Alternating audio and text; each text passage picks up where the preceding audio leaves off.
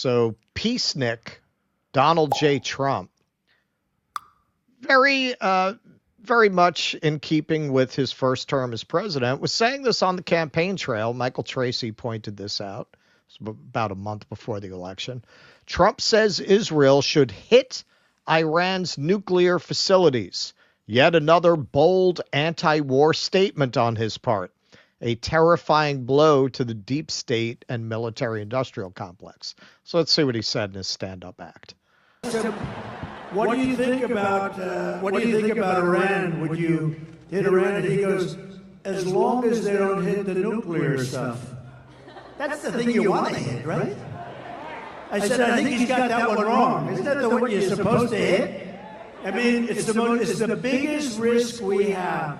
Nuclear weapons, the power of nuclear weapons, the power of weaponry. You know, I rebuilt the entire military, jets, everything. I built it, including nuclear, and I hated to build the nuclear, but I got to know firsthand the power of that stuff, and I'll tell you what, we have to be totally prepared. We have to be absolutely prepared. But when they asked him that question, the answer should have been, hit the nuclear first and worry about the rest later. And that's what they should. If they're going to do it, they're going to do it. But we'll find out whatever their plans are. But great question. Thank you very much. Thank you. Thank you, Austin. We're going to make a big nuclear fallout zone. People are saying nobody's ever seen nuclear fallout like this. Yeah. So it shouldn't be a surprise to anybody. I have to say he's keeping his campaign promises. Turns out 4D chess was not his game. He meant what he said. Trump team weighs options, including airstrikes, to stop Iran's nuclear program. President-elect Donald Trump is weighing options for stopping Iran from being able to build a nuclear weapon, including the possibility of preventive airstrikes, a move that would break with the long-standing policy of containing Tehran with diplomacy and sanctions. The military strike option against nuclear facilities is now under more serious review by some members of his transition team who are weighing the fall of the regime of President Bashar al-Assad, Tehran's ally in Syria, the future of U.S. troops in the region, and Israel's decimation of regime proxy militias Hezbollah and Hamas. In a related note, side note here, Israel just announced, as if people didn't already know, that they are going to expand their Golan Heights settlements as part of their move into Syrian territory. Iran's weakened regional position and recent revelations of Tehran's burgeoning nuclear work have turbocharged sensitive internal discussions, transition officials said. Well, just while we're paused, this quote-unquote government in Syria, this so-called government they're forming over there, is going to let Israel take more land. That's why it's there. Right. That's why it's there. Exactly. That's why they're not getting whacked right now. Yeah. Trump has told Israeli Prime Minister Benjamin Netanyahu in recent calls that he is concerned about an Iranian nuclear breakout on his watch, two people familiar with their conversations said, signaling he is looking for proposals to prevent that outcome. The president-elect wants plans that stop short of igniting a new war, particularly one that could pull in the U.S. military, as strikes on Tehran's nuclear facilities have the potential to put the U.S. and Iran on a collision course. Iran has enough highly enriched uranium alone to build 4 nuclear bombs, making it the only non-nuclear weapon country to be producing 60% near weapons-grade fissile material. It would take just a few days to convert that stockpile into weapons-grade nuclear fuel. U.S. officials have previously said it could take Iran several months to field a nuclear weapon. The president-elect's transition team is devising what it calls a maximum pressure 2.0 strategy against the regime. People familiar with the planning said the sequel to his first-term approach centering on strict economic sanctions.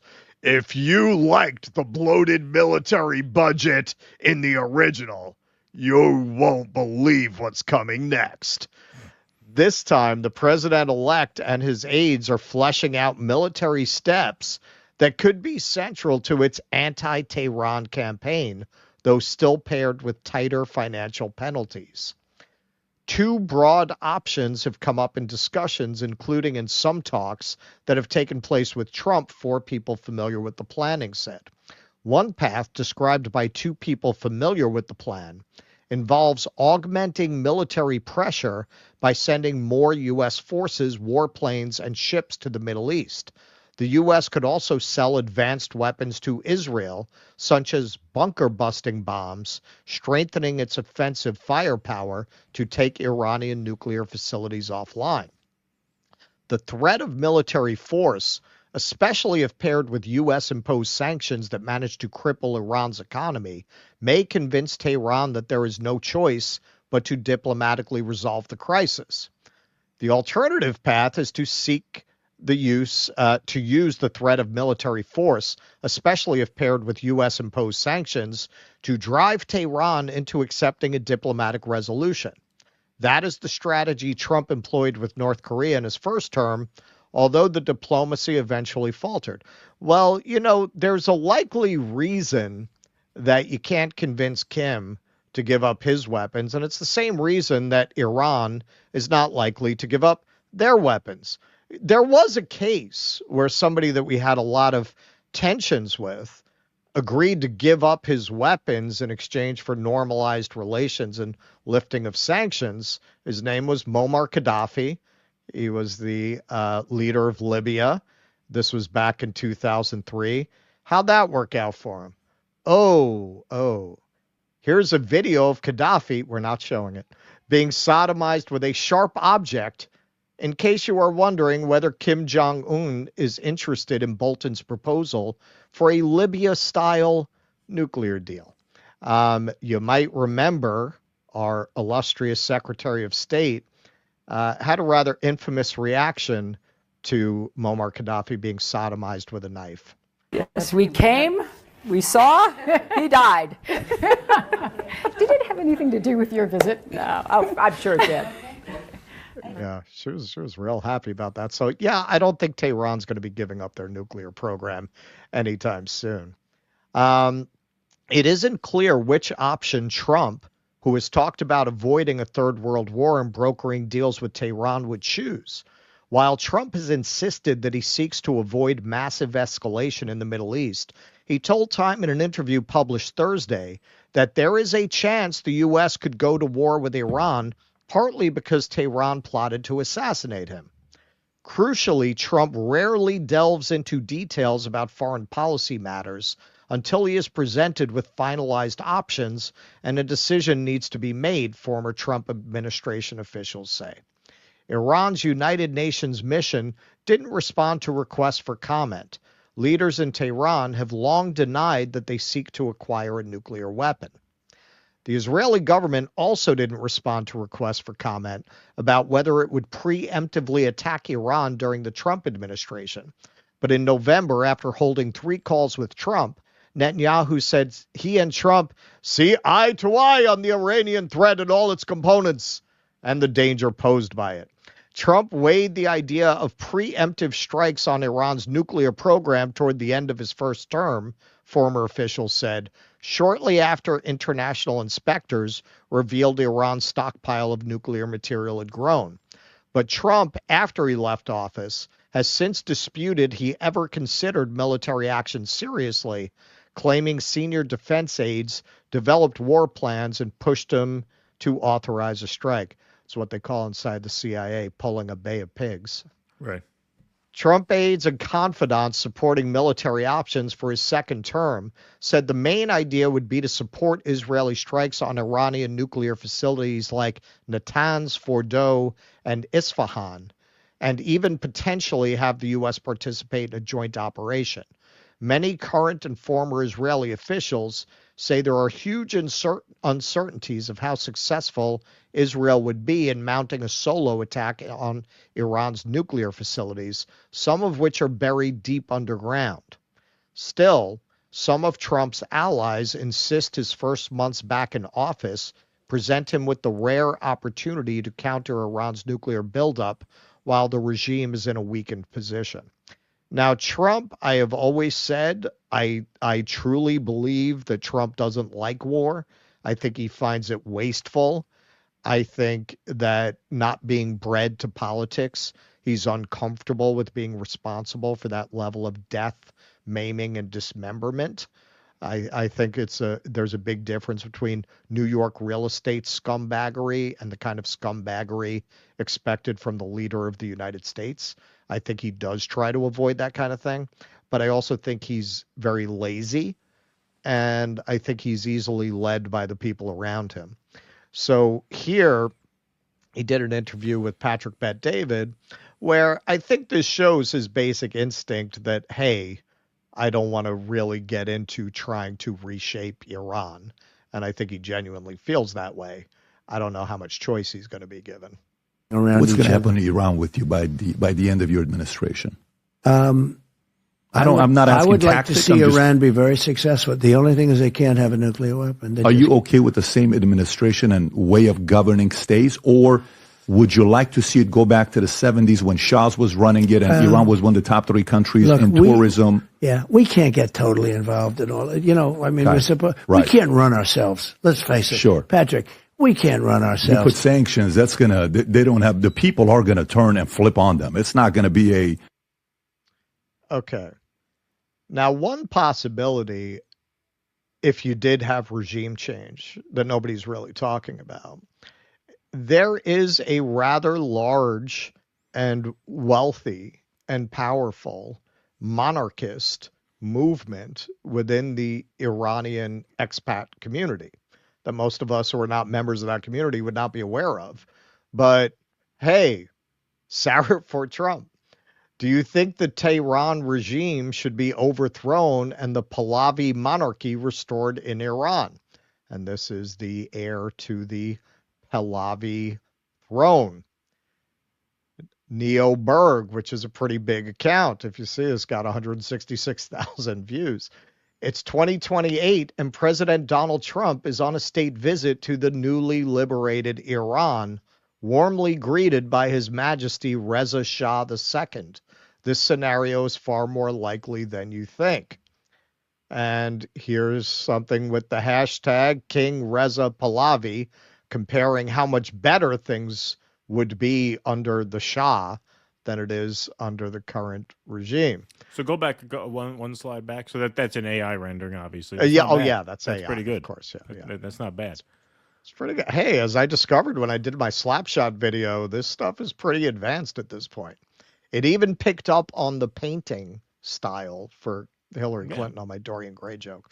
But yes, hey, that I don't think is a really crazy proposition. We love dealing with monarchs and dictators. That's why we've propped up and created and installed so many of them.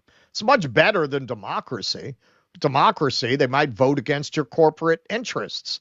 With a dictator, you're dealing with one person who you can threaten, right? It's very easy. Hey, maybe you agree to let us put this base here and you keep breathing. How about it? Kuwait, Saudi Arabia, going back to the past, Pinochet. We love these dictators. So is this a completely crazy proposition? Not with this crew. Not with this crew. Hey, this is what the Iranian community wants.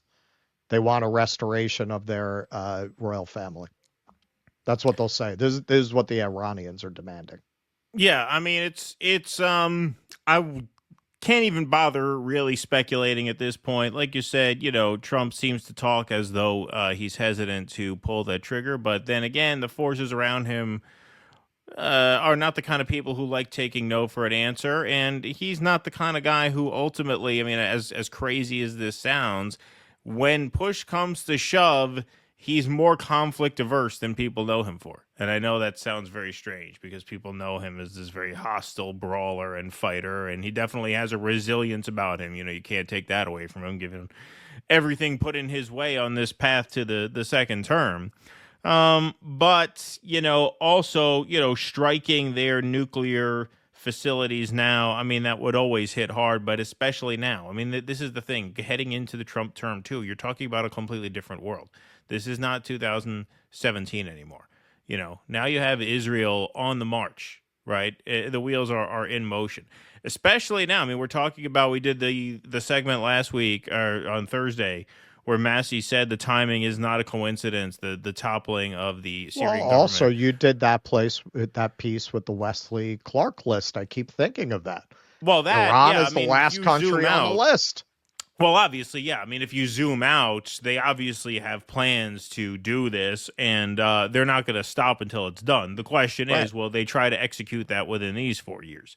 And I think what's going to make that very difficult is the fact that you have Israel on the march, and you have a very, very heightened axis on the other side. They I think can understand what's coming. They understand what the move is now. Right. That's really why the Ukraine war happened, is because I think there is an understanding that this is a showdown that's been really, I mean, in the works, you know, since the fall of the Soviet Union, and then obviously on the Middle Eastern front since 9/11. I would argue since before 9/11. i.e., since the fall of the Soviet Union. I mean, that's when these Project for New American Century documents started being drawn up. The New World Order. After the end of history, right? So 9/11 was the sort of inciting incident, but what happens in a movie? The inciting incident doesn't happen in the first minute. The inciting incident happens after 20 minutes of exposition, and that's sort of what 9/11 was. And so, yeah, I mean, I think it is all part of the same plan. I don't think they're going to stop until they get the war with Iran that they've obviously wanted. The question is, can they get that done under Donald Trump in his second term? And I think the moves being made now are moves to make it harder and harder for him to back out of it. I agree. And that's why I say emphatically, yes, they're going to do it during this Trump term. I would be very surprised if they don't take military action against Iran during this term, and sooner rather than later. Yeah, which is not good. Believe me, not good. Because the other question you have to ask yourself too is, well, what comes after this Trump term? Because we know he's only one term.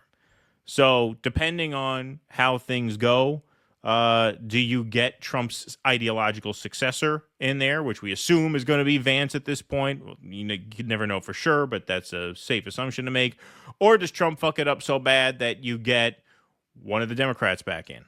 Right, and which Democrat is that? So there is a lot of uncertainty right now. They have Trump in there, who's $100 million indebted to Miriam Adelson. If past his prologue, he's going to do more or less what she wants. I don't think she gave him all this money just to flatter her with cabinet appointments. You know, he's going to have to put some meat on those bones, and this could be it. It doesn't matter if you have Democrats or Republicans. In the end, it all leads to the same place. It all leads to the same corporatism, the same imperialism, the same militarism. The Democrats will talk about how these companies are funding microloans in Africa. The Trump people will talk about how they're fighting DEI. But in the end, they're all just corralling you back into the same agenda. It really makes absolutely no difference who's in charge regarding international policy. Sure does seem that way. Please clap.